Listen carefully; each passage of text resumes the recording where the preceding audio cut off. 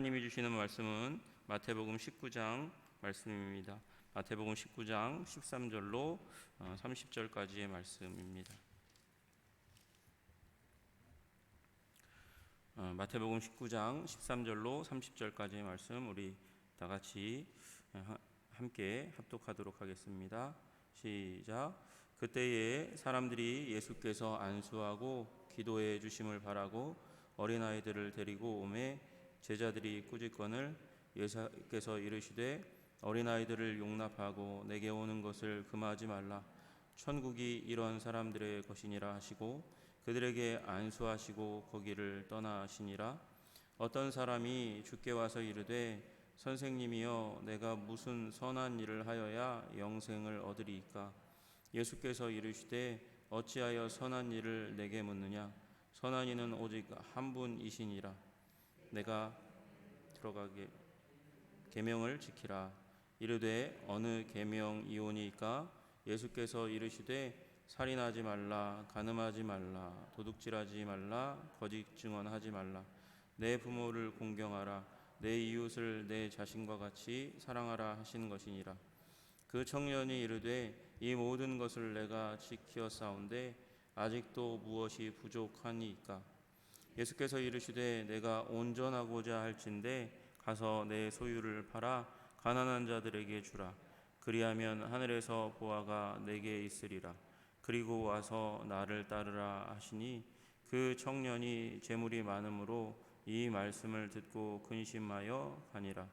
예수께서 제자들에게 이르시되 내가 진실로 너희에게 이르노니 부자는 천국에 들어가기가 어려우니라.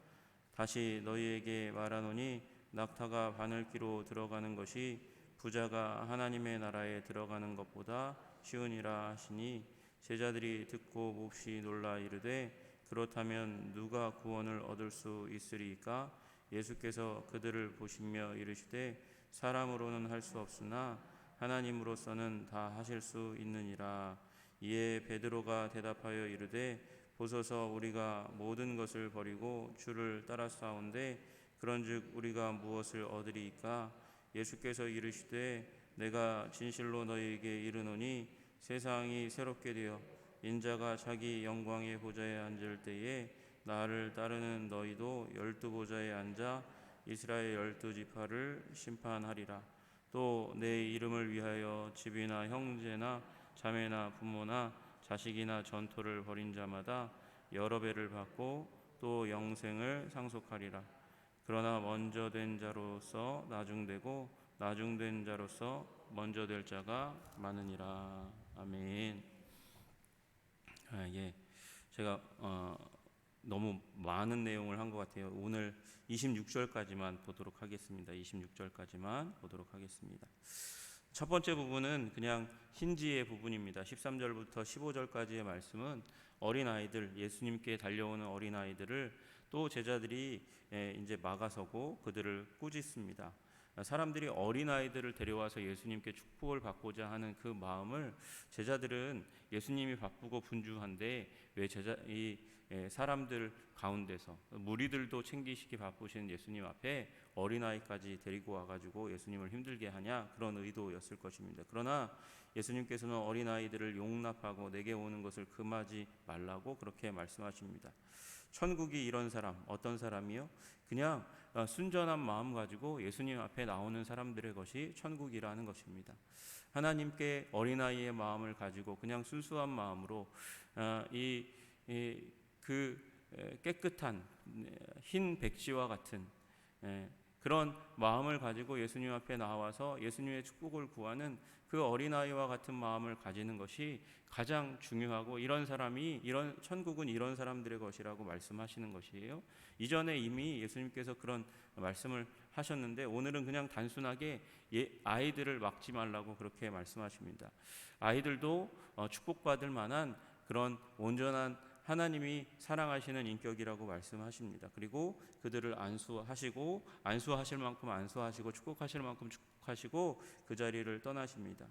그런데 그 다음에 이제 굉장히 어려운 상황 가운데 예수님이 저는 처하는 것 같아요. 저는 왜 그러냐면 예수님이 그런 어려운 가운데 처한다고 생각하는 이유가 뭐냐면 제가 이 부분을 해석하기가 굉장히 힘들었던 말씀이기 때문에 그렇습니다. 그러나 예수님께 저는 그렇게 생각했을지 몰라도 예수님은 너무도 쉽게 아니면 너무나 분명한 주관이 있으셨기 때문에 이 젊은 부자의 문제를 아주 예수님께서 이제 풀어주십니다. 그리고 오히려 힘든 가운데 처한 사람은 이제 젊은 부자가 되는 스토리가 이제 나오는 것이죠. 예수님께 와서 이 청년이 묻습니다. 예수님을 뭐라고 칭하냐면 마가복음에는 선한 선생님이라고 그렇게 물으면서 예수님께 이제 길을 묻는 장면이 자신의 인생의 질문을 묻는 장면이 그렇게 나옵니다. 부자 청년이 예수를 향해서 선한 선생님이라고 불렀지만 예수님은 하나님 한 분 외에는 선한 이가 없다 이렇게 얘기하시면서 선한 부분을 하나님께 이렇게 돌려드려요. 그리고 마가복음에서 선한 선생님이라고 불렀던 그 사람이 또 이 오늘 마태복음의 부분에서는 또 다시 한번 내가 무슨 선한 일을 하여야 영생을 얻으리까 이렇게 예수님께 묻습니다. 그러니까 예수님께서 선한 일을 내게 묻느냐? 선한 이는 오직 한 분이시니라. 내가 생명에 들어가려면 계명을 지켜라 이렇게 얘기하시는 장면이 나와요. 그러니까 이 사람은 선함에 대해서 굉장히 열정을 가지고 있는 사람인 것 같아요. 그래서 자기가 보니까 굉장히 선한 선생님, 바리새인과는 다르게 이 세리들과도 함께 하시고 또 창기들과도 함께 하시고 또 버림받은 그 유대교 바리새인들에게 버림받은 그런 사람들과도 함께 하시면서 그들에게 생명을 주는 것 같은 그들의 삶에 활기를 주는 것 같은 그런 모습을 보게 되니까 이분이 정말 선한 분은 선한 분인가 보다 그렇게 생각을 하고 또 이 선함에 대해서 추구하고 있는 그가 와서 어떤 선한 일을 하여야 내가 구원을 받겠습니까? 이렇게 묻는 것이죠. 그랬더니 예수님께서 내가 생명에 들어가려면 계명을 지키라 이렇게 이야기합니다. 그가 예수님의 무슨 모습을 보고 왔다고요? 예수님이 그 가난한 자들, 병든 자들을 향해서 베푸시는 그 사랑을 보고 선한 일을 보고 와서 예수님께 묻는 거거든요. 그는 바리새인과 조금 다른 기준을 가지고 있는 것 같은데 조금 다른 기준을 가지고 있는 그가 가지고 있는 기준은 무엇일까?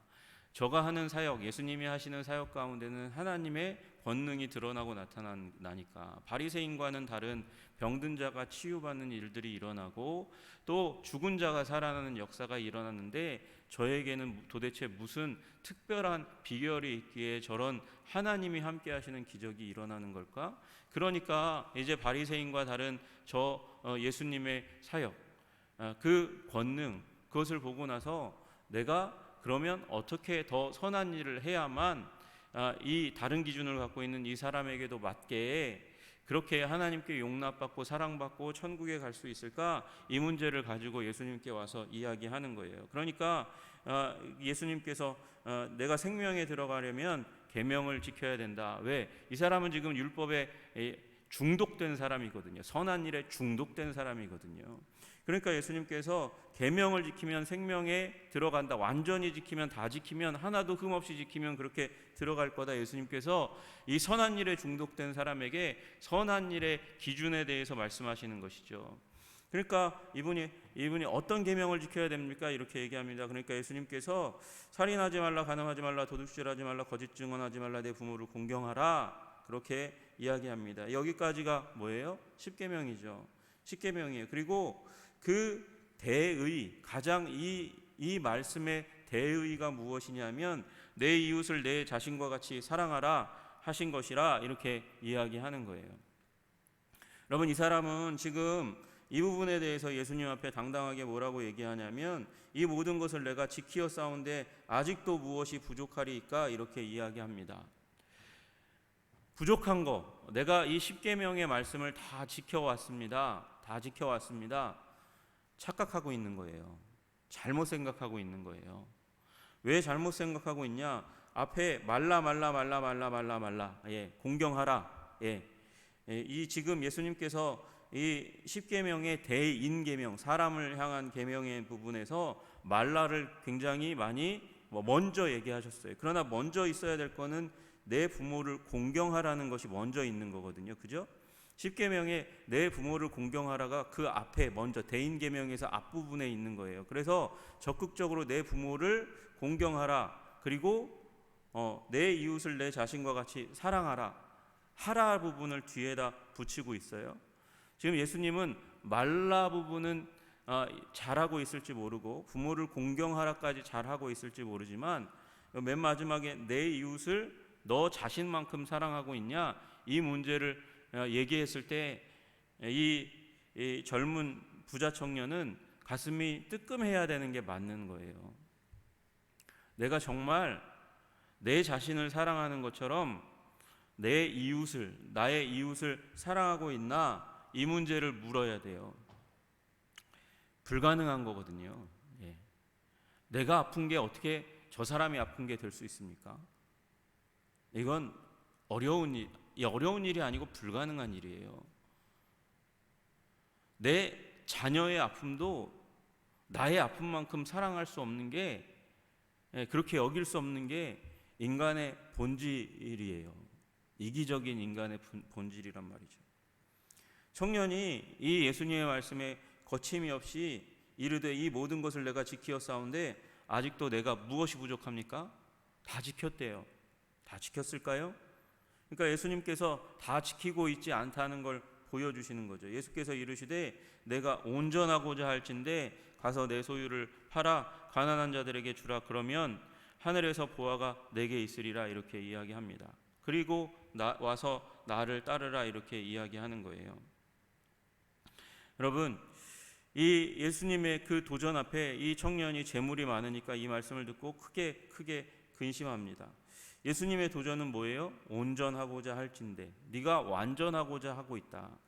선한 일로 말미암아 완전을 추구하고 있는데, 그럼 완전하고자 하면 이 물질을 다 팔아서, 그래서 네가 가지고 있는 그 물질, 그것을 다 팔아서 그것을 내 이웃에게 다 나누어 주어라. 그게 네가 너 자신을, 그 이웃을 너 자신만큼 사랑하는 방식이다. 이렇게 이야기하는 거예요. 네 이웃을 너 자신만큼 사랑하는 방식이 네가 가지고 있는 모든 것, 그 물질을 무엇을 위해서 사용하려고 하고 있어요? 이 젊은이가 나 자신을 위해서 사용하고 있는 거거든요. 나 자신을 위해서 사용하고 있고, 그 물질을 방패 삼아서 율법을 순종하는 삶을 살아가고 있는 거예요. 물질의 그 권능으로 율법 순종의 길을 걸어가고 있는 거거든요. 근데 예수님께서 이 질문을 하실 때 이 젊은 부자가 이 요청을 하실 때 네가 가진 거 모두 다 팔아서 가난한 자들에게 내 이웃에게 다 나누어 주라, 이 말씀을 하실 때 내가 내 이웃을 나만큼 사랑하지 않고 있구나라는 절망을 느껴야 되는 거예요. 그렇군요. 내가 하나님의 말씀을 완전히 온전히 순종하고자 할진데 순종하지 못하는 연약한 사람이라는 것을 깨달아 알아야 되는 것이죠. 이 사람은 지금 율법을 순종한다고 하지만, 율법을 존중한다고 하지만 무엇을 추구하고 있는 거예요? 자신의 영혼의 안전을 추구하고 있는 거예요. 자기 자신이 여전히 더 중요한 거예요. 하나님보다 어쩌면 자기 자신이 더 중요한 것이고, 자기 자신을 보존하고 온전케 하는 부분에 있어서 물질이 중요한 거죠. 물질이 있어야 그것이 가능하다고 생각하고 있는 거죠. 그러니까 예수님께서 그거 버리라고, 다 버리고 나를 쫓으라고. 여러분, 온전함은 어디에 오는 것입니까? 온전함은 율법으로 내가 온전하게 될 수 없다는 사실을 깨닫고 하나님을 따르는 거예요. 예수님을 따르는 거예요. 예수님을 의지하는 삶을 사는 거예요. 예수님은 그 삶으로 이 젊은 부자를 초청하시는 거죠. 너의 보호막을 버리라고, 너 자신을 사랑하는 것을 버리라고, 네가 율법으로 온전하게 될 거라는 그 믿음을 버리고 나를 쫓으라고. 여러분, 우리는 어떨 때 주님을 더 잘 쫓을 수 있습니까? 하나님을 더 잘 쫓을 수 있는 방식은 우리 안에 능력이 없다는 사실을 깨달을 때예요. 여러분, 아브라함이 왜 믿음의 조상이 될까요? 아브라함이 믿음의 조상이 된 이유는 아브라함이 연약함이 있었기 때문이에요. 그가 물질적으로 부자였지만 자신이 할 수 없는 특별한 영역이 있었어요. 그게 뭐였습니까? 자녀의 문제였거든요. 못하는 거예요. 낳지 못하는 거예요. 여러분, 이 창세기 17장 1절에 아브라함이 99세 때에 여호와께서 아브라함에게 나타나서 그에게 이르시되 나는 전능한 하나님이라 너는 내 앞에서 행하여 완전하라, 이렇게 말씀하세요. 완전하라, 온전하게 되라, 완전하라. 지금 이 젊은 제자가 무엇을 추구했다고요? 온전하게 되는 것을 추구했어요. 자기 자신의 힘으로 온전함을 추구하려고 했지만 반대로 아브라함에게는 하나님께서 부자였던, 그러나 늙어서 아들 낳지 못하는 이 아브라함에게 나타나셔서 아브라함에게 그에게 말씀하십니다. 나는 전능한 하나님이라. 이게 무슨 얘기예요? 전능한 나에게 의지하라고. 네가 해결할 수 없는 그 문제를 나에게 의지하라고. 그리고 너는 그로 말미암아서 완전하게 되라고 이야기하는 거거든요. 여기도 마찬가지. 젊은 제자에게 네가 그 물질 가지고 너를 보호하고 율법을 순종하는 그 삶, 율법을 순종함으로 말미암아 완전하게 되려고 하는 그 의도를 버리고 나 전능한 나를 의지하여, 하나님을 의지하여 완전하게 될지니라, 온전하게 될지니라, 구원의 사람이 되라고 그렇게 초청하시는 것인데, 그 말의 의미를 깨닫지 못하는 거예요. 율법에 중독된 사람은 그 말씀의 의미를 깨닫지 못하고 어떻게 됩니까? 근심하며 가니라, 이렇게 되는 것이죠. 근심하며 가니라.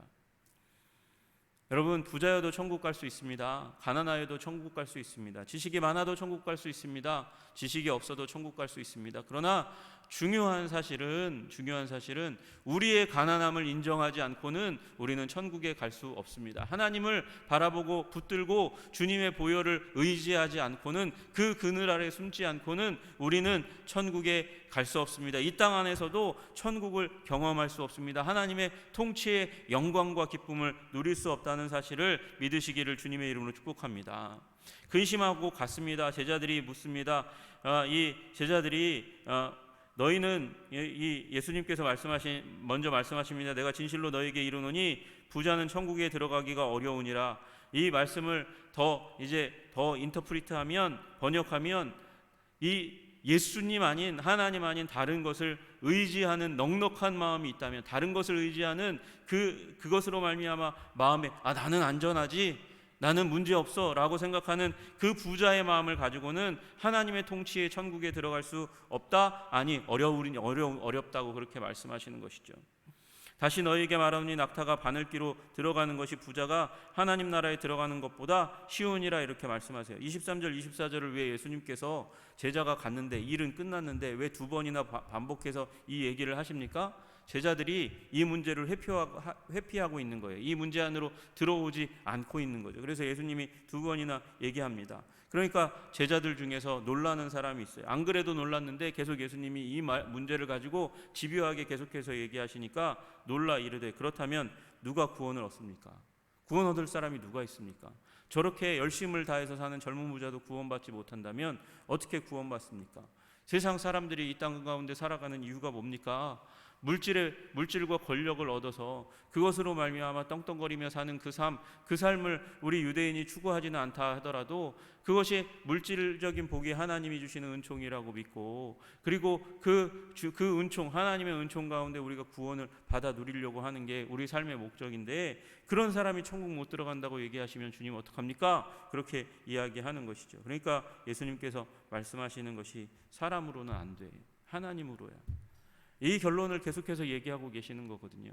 우리가 가진 자원이 얼마나 뛰어나다 할지라도, 우리가 가지고 있는 영적인 무기가 이 행위 사회를 가지고 있다 할지라도, 우리는 하나님을 의지하지 않고는 우리 사단과의 영적인 전쟁에서 승리할 수 없다는 것입니다. 오직 주님을 의지해야만, 오직 그리스도의 보혈, 세상이 멸시하고 조롱하는 십자가의 보혈을 의지하지 않고는 우리는 이 땅 가운데서도 천국을 누릴 수 없고 하나님 나라 천국에 온전히 들어갈 수 있는 존재가 아니라는 것을 말씀하시고 계시는 것이에요. 우리 자신에 대해서 포기해야 합니다. 나는 할 수 없다는 사실에 대해서 포기해야 됩니다. 나에 대해서 포기해야 다른 사람에게도 포기할 수 있는 거예요. 다른 사람에게 온전을 구하지 않고 다른 사람에게 완전을 구하지 않고 저 사람도 연약한 사람일 뿐이고 저 사람이 믿음의 대상이 아니고 다만 사랑의 대상일 뿐이라고 그렇게 용납할 수 있는 것이죠. 여러분, 우리 자신의 주제를 파악해야 될 줄로 믿습니다. 나 자신으로는 내가 구원을 이룰 수 없습니다. 내가 아무리 많은 것을 가지고 있다고 할지라도 아무리 많은 물질과 권력과 지혜를 가지고 있다 할지라도 천국은 내가 가진 것으로 들어갈 수 없는 존재라는 것입니다. 하나님만 의지해야 한다는 것입니다. 여러분이 진리 가운데 다시 한번 서시는 여러분과 제가 되기를 주님의 이름으로 축복합니다. 교회가 공로의식에 사로잡히면, 완전의식에 사로잡히면, 율법으로 말미암아 나는 완전할 수 있어, 이 의식에 사로잡히면 교회는 병듭니다. 그러나 연약함에, 보혈의 은혜 가운데 있게 되면 우리는 그 어떤 것으로도 온전하게 완전하게 될 수 없습니다. 우리의 연약함으로만 약할 때 강함이 되십니다. 내가 가난할 때 부요를 주십니다. 이 십자가 안에서 부요하게 되는 법칙을 발견하지 않고는 교회는 승리할 수 없다는 사실을, 나는 승리할 수 없다는 사실을 발견하시는 여러분과 제가 되기를 주님의 이름으로 축복합니다. 오늘도 그 은혜 가운데 그 십자가 그늘 아래 살아가심으로 말미암아 승리하시는 여러분과 제가 되기를 주님의 이름으로 축복합니다. 기도하겠습니다. 존귀와 영광과 찬양을 받으시기에 합당하신 주님, 젊은 부자의 문제, 돈에 가리워서 율법을 순종하고 있다고, 완전히 순종하고 있다고 착각하고 있는 그 착각으로부터 벗어나는 그 일을 예수님께서 시도하셨지만 그는 끝내 내가 이웃을 온전히 사랑하고 있어, 그렇게 자신을 속이고 있는 그 마음들, 그리고 물질을 더 사랑하여 물질을 버리지 못하고 하나님을 더 사랑하지 못하는 그 덫 가운데 그렇게 젊은 부자가 빠져있는 모습을 보게 됩니다. 주님, 우리 스스로는 완전하게 될 수 없다는 사실을 다시 한번 발견하고 주님 의지하는 십자가 그늘 아래 우리를 숨기려고 하는 그 거룩한 가난함이 우리들 가운데 베풀어질 수 있도록 주님 도와주시고 인도하여 주시옵소서. 약할 때 강함이 되시는 그 주님을 붙드는 십자가의 사람이 될 수 있도록 주님 우리를 붙들어 주시옵소서.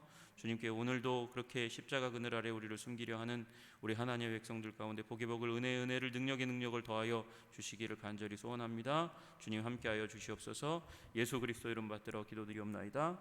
아멘.